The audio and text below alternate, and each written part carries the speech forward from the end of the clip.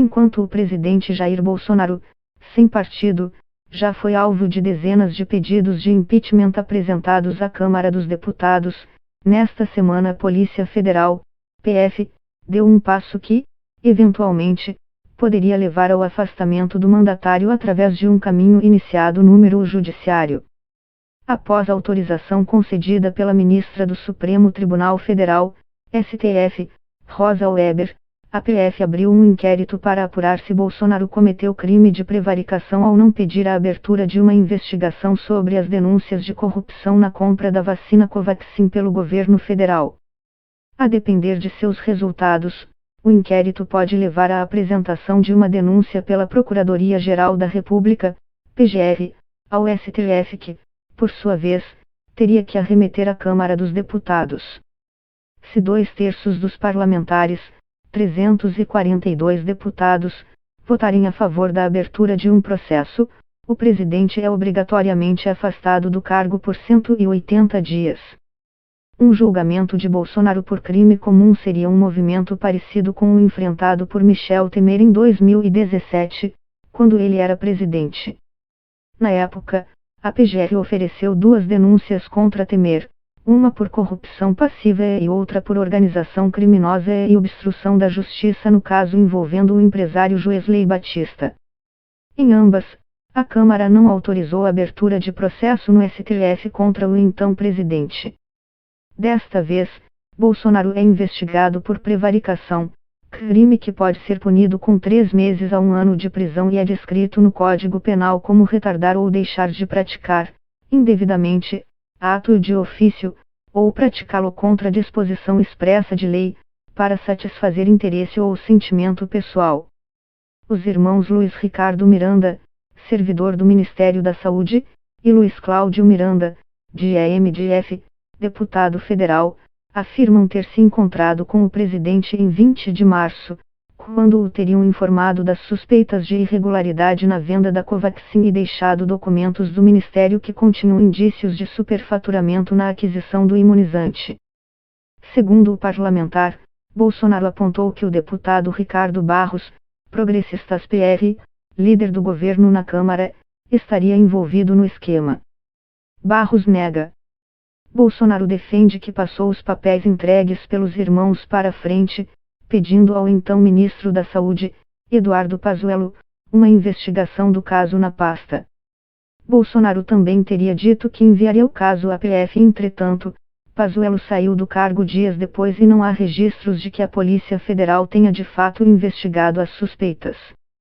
O presidente também afirma que o crime de prevaricação só poderia ser enquadrado para atos de servidores públicos, e não do presidente da República.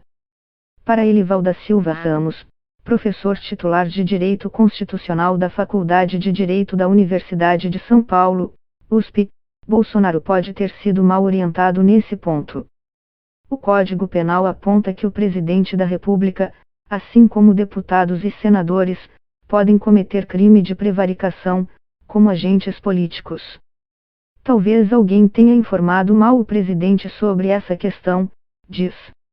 No inquérito contra Bolsonaro, a Polícia Federal terá 90 dias para investigar se o presidente realmente prevaricou no caso envolvendo a compra da vacina. Esse prazo pode ser postergado. Depois, a PF enviaria o inquérito à PGR. O Ministério Público Federal, MPF, pode entender que há indícios de autoria e materialidade do crime e apresentar uma denúncia contra Bolsonaro. Pode também considerar que esses indícios não são suficientes e arquivar, diz Chemin.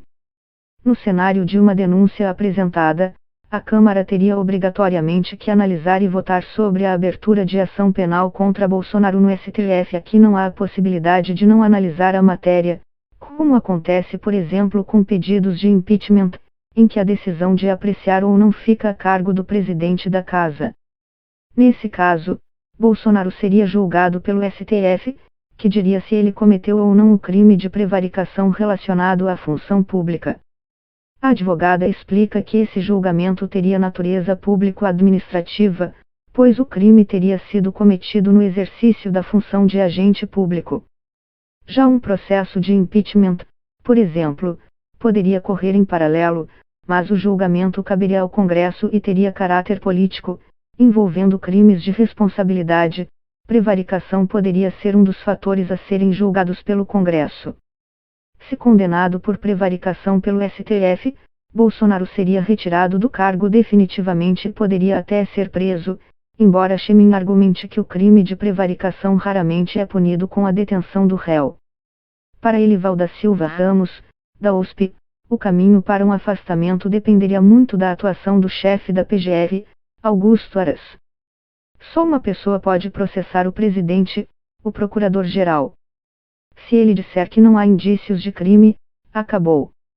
O Supremo não tem o poder de abrir um processo penal, diz Aras, indicado ao cargo por Bolsonaro, tem sido criticado por sua proximidade com o governo. Ele era um dos nomes mais cotados para a indicação do presidente a uma vaga no STF.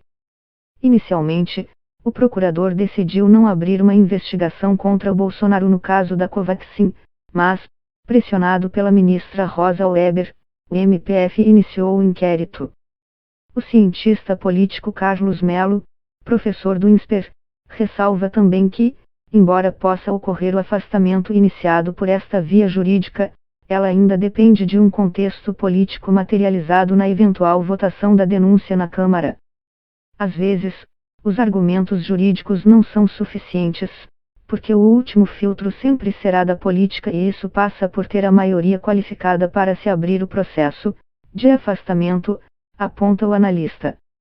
Michel Temer estava desgastadíssimo. O Procurador-Geral da República pediu 2 vezes a abertura de processo à Câmara, havia todo dia no jornal uma denúncia nova, um clima ruim, popularidade na sola do sapato. E não houve afastamento. Ele de alguma forma conseguiu o que a Dilma Rousseff, que sofreu impeachment, não conseguiu, a partir do controle da máquina, manter votos favoráveis para si. Apesar do destaque ao pragmatismo da política, Melo diz que o afastamento de um presidente, seja devido a uma ação no STF, seja por pedido de impeachment, é um processo que acontece com a combinação de vários fatores, nunca apenas um. Estes podem ser crise econômica, pressão das ruas, a articulação por parte do vice-presidente, entre outros.